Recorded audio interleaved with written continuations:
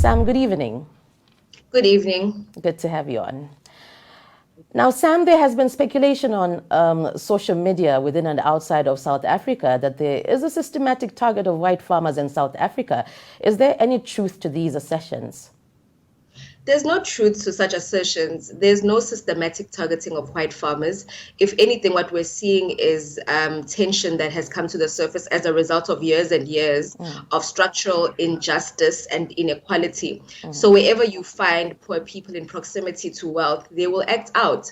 They will target people with criminal activities, including murder and death, which is actually quite high in South Africa across the board. If anything, the current pandemic that we're facing is gender-based violence and not crimes against white farmers. Now, Sam, the Minister of Police, Bheki Cele, was in Newcastle, KwaZulu Natal today. What did he talk about, and were there any conclusions made about farm security?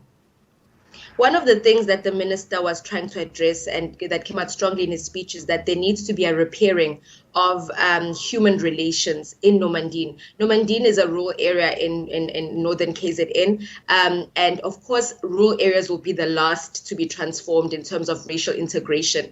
And so human relations do need to be mended in that area so that there can be an integration of blacks and whites and Indians and colors in that area. So his point was correct that there needs to be human integration, and that was the key takeaway point.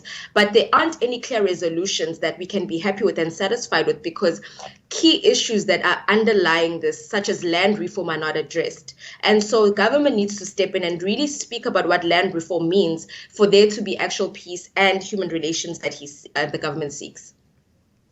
On the priority of the South African government towards white versus black citizens, is there any truth to that?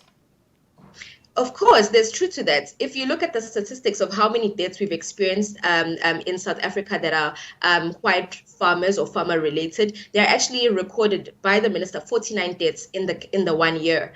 And then when you look at across the board how many deaths have happened against people of all colors, of all races, specifically women and children, the numbers are far larger. And so when we single out this particular occurrence as something that is a pandemic, it's even been quoted that this is a pandemic. This is definitely prioritizing white lives, and it's shocking, and it's quite sad, because we have a country that has so much inequality that should be fixed, but we're fixating on the wrong issues.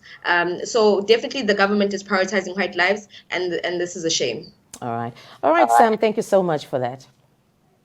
Sure. All right.